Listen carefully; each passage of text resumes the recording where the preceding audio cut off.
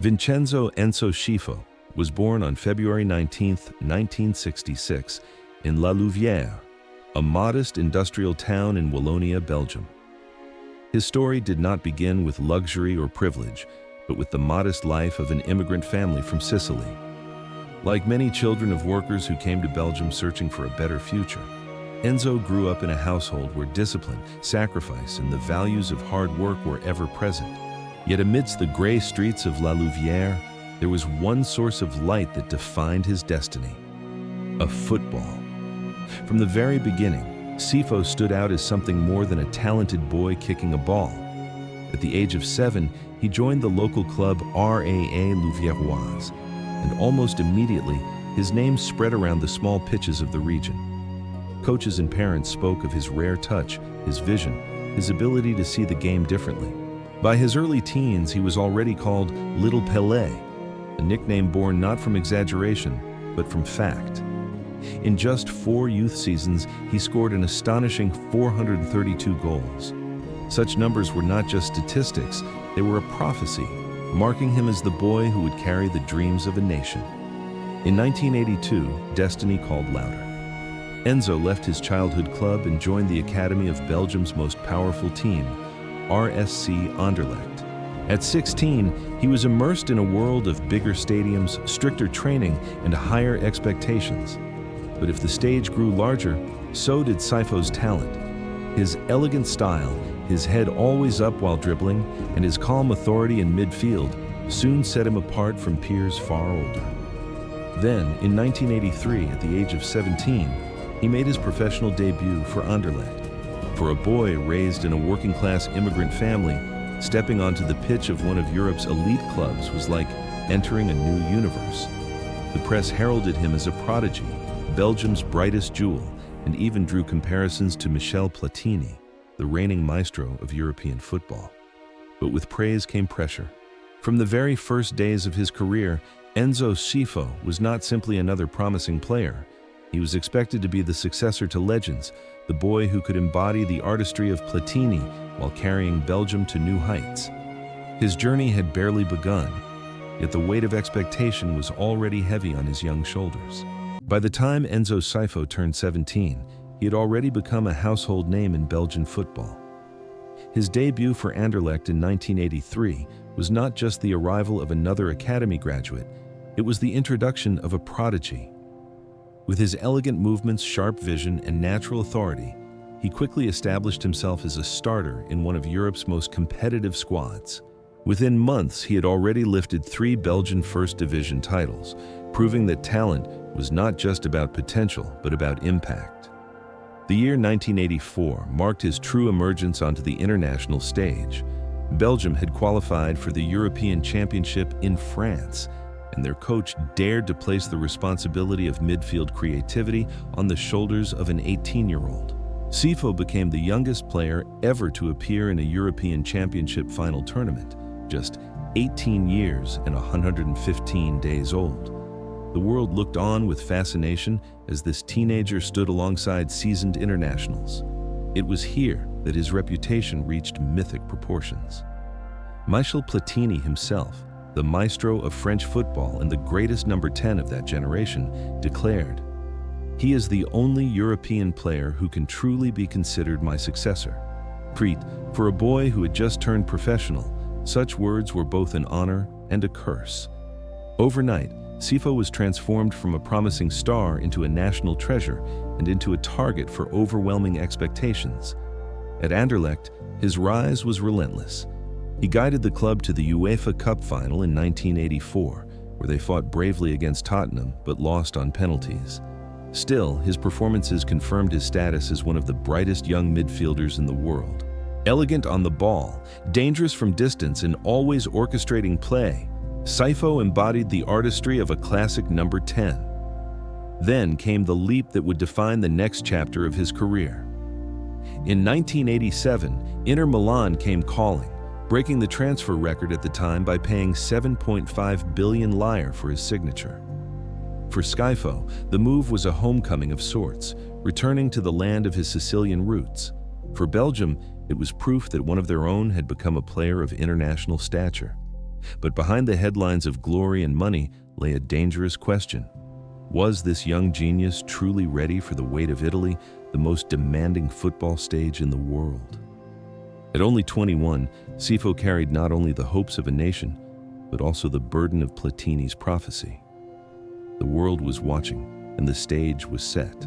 For Enzo Scifo, the golden years of his career were written between the mid-1980s and the late 1990s. A journey of triumphs, redemption, and unforgettable moments on both the international stage and in Europe's top leagues. It was a period when the boy once nicknamed Little Pelé transformed into a maestro who orchestrated games with elegance, intelligence, and artistry. The 1986 World Cup in Mexico was Scifo's true coronation. Belgium entered the tournament as outsiders, expected by few to progress beyond the group stage. Yet, at just 20 years old, Scifo became the heartbeat of the team. His composure under pressure, his ability to pick out passes that split defenses, and his calmness in possession gave Belgium a new identity. Against Iraq and the Soviet Union, Scifo's goals and commanding play pushed Belgium forward. Then came one of the most dramatic matches in World Cup history, the quarterfinal against Spain. In a tense game that went to penalties, Belgium prevailed, shocking the football world. Though Belgium eventually fell to Diego Maradona's Argentina in the semi-final, the achievement was unprecedented. Scifo's name echoed across continents. He had not only proven his talent, but had symbolized a new hope for Belgian football. Many experts later insisted that Scifo would have won the Best Young Player award had it existed at the time. The years that followed cemented his role as Belgium's conductor. In the 1990 World Cup held in Italy, Scifo delivered one of the tournament's finest goals. Facing Uruguay in Verona, he collected the ball 30 yards from goal and struck with venom. The ball curved, dipped, and exploded into the net, a masterpiece of timing and precision that was later voted the 10th greatest goal in World Cup history in a FIFA poll in 2002. Though Belgium fell to England in the round of 16, Scifo's wonder goal remains etched in memory, a single moment that captured his genius.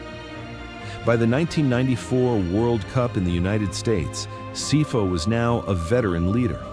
Belgium advanced from the group stage but were knocked out by Germany. Still, his consistency and leadership were unquestioned. 4 years later, in France, 1998, Scifo became one of the rare players to appear in 4 consecutive World Cups, an elite group shared by only a handful of footballers worldwide. He ended his international career with 84 caps and 18 goals, an immense record for a midfielder of his generation. If the World Cup was the stage for his artistry, then club football was the theater where Scifo endured trials, disappointments, and redemption. His transfer to Inter Milan in 1987 was supposed to be the ultimate step, a return to his Italian roots for a record fee of 7.5 billion lire. But Serie A at the time was unforgiving, dominated by tactics, rigid defenses, and relentless media scrutiny. Scifo, at just 21, struggled to adapt. His creativity clashed with the structured demands of Italian football. After only 1 season, he departed Inter, burdened by criticism that he had not lived up to the hype. The move to Bordeaux in 1988 was no kinder. Injuries, internal conflicts, and lack of form overshadowed his time in France. Many thought the boy genius was destined to fade into obscurity, but Scifo was not finished. In 1989, he joined Auxerre under the legendary coach Guy Roux. It was here, away from the glare of the giants, that he rebuilt himself. Roux gave him freedom, trust, and discipline in equal measure. Scifo flourished again, regaining his rhythm, his confidence, and his artistry. His performances earned him a return to Italy, this time with Torino in 1991. With Torino, Scifo rediscovered the balance between artistry and grit. In his first season, he guided the club to the UEFA Cup final, where they narrowly lost to Ajax. A year later, he lifted the Coppa Italia, his first major trophy in Italian football. It was redemption, proof that talent, when coupled with resilience, could triumph over failure. In 1993, Scifo moved to AS Monaco, where he added another glorious chapter to his career. Playing alongside stars in League One, he became the creative engine of the team. The pinnacle came in 1997 when Monaco captured the French league title. For Scifo, it was vindication on yet another front, proof that he could succeed in France after his earlier struggles. By 1997, fate brought him back to Anderlecht, the club of his youth. Now, a seasoned maestro, he guided the team to yet another Belgian league title in the 1999-2000 season. For fans, it was a poetic homecoming. The boy who had left as a prodigy returned as a legend, closing the circle of a remarkable journey. What defined Scifo's peak was not just the silverware, but the way he played.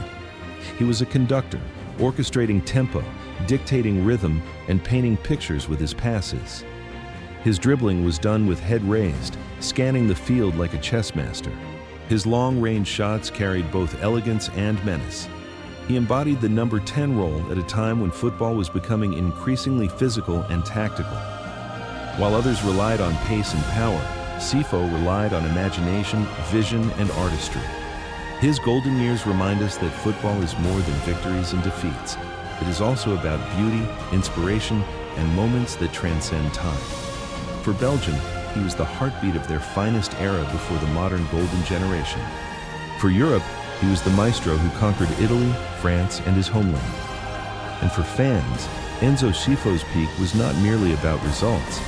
It was about the feeling he left every time he stepped onto the pitch, the feeling of witnessing art in motion.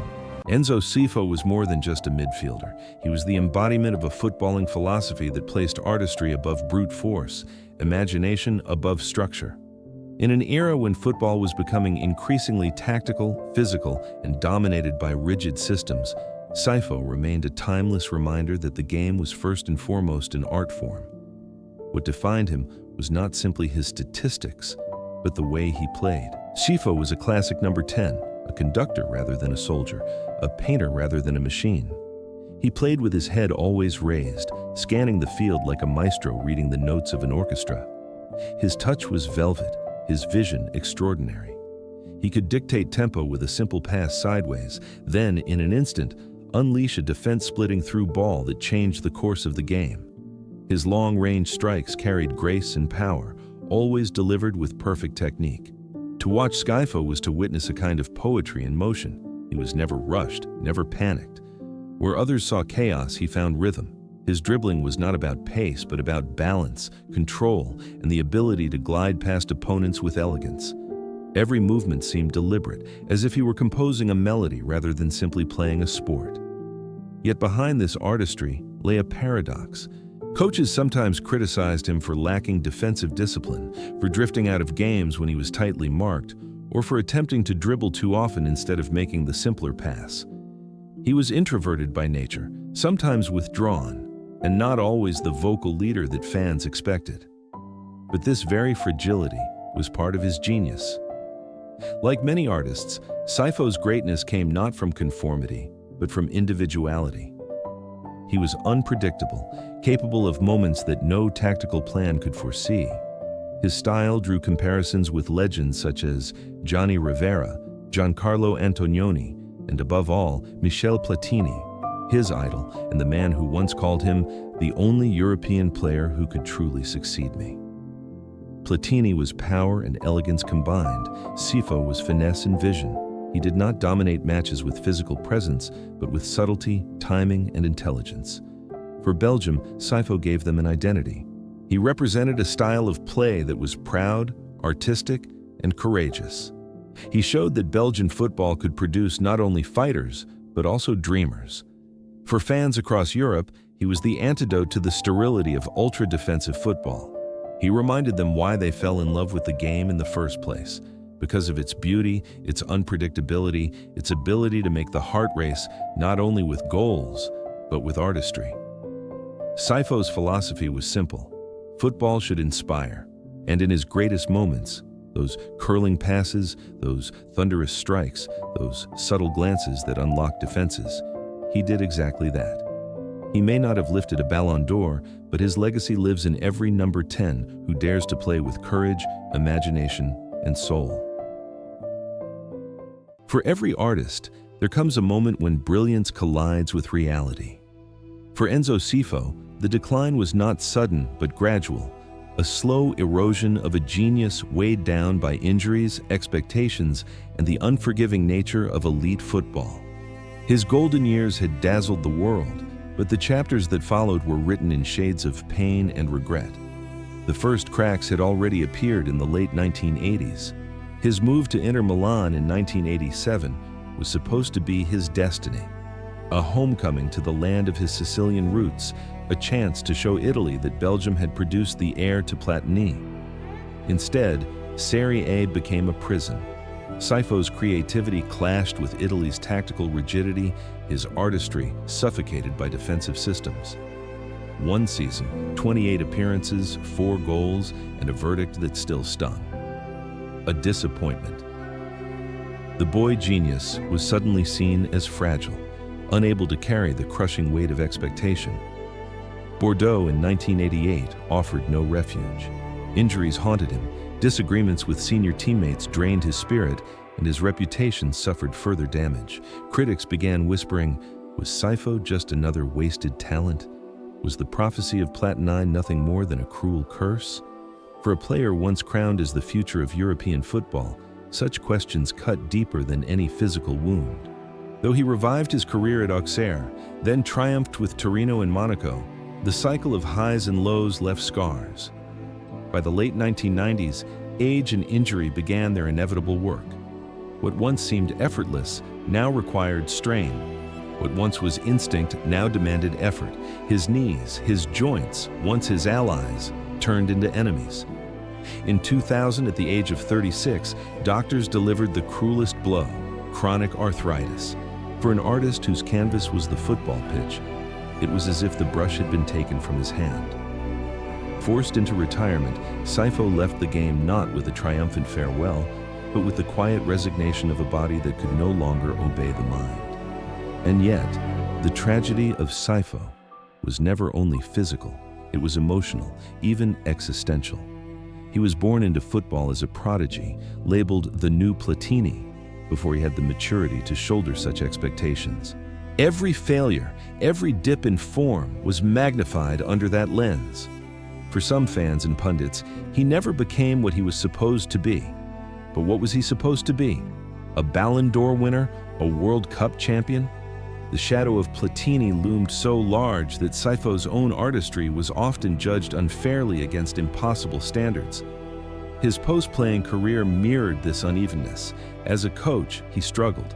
At Charleroi, Tubize, Mouscron, and even with Belgium's U21s, results rarely matched the legend of his playing days. Critics saw the same fragility, the same inconsistency. For Scifo, who had lived with labels since boyhood, it was another chapter of dissonance, the maestro who could not conduct from the sidelines. Perhaps the saddest irony is that his artistry, the very essence that made him unforgettable, was also the source of his downfall. He was not built for systems, not built for defensive dogma, not built to run like a machine. He was built to inspire, to create, to imagine. And when the modern game demanded conformity, his flame dimmed. But tragedy in art often magnifies legacy. Scifo's decline was not the story of failure, it was the story of fragility, of a man who carried too many expectations and too many injuries, yet still left indelible marks.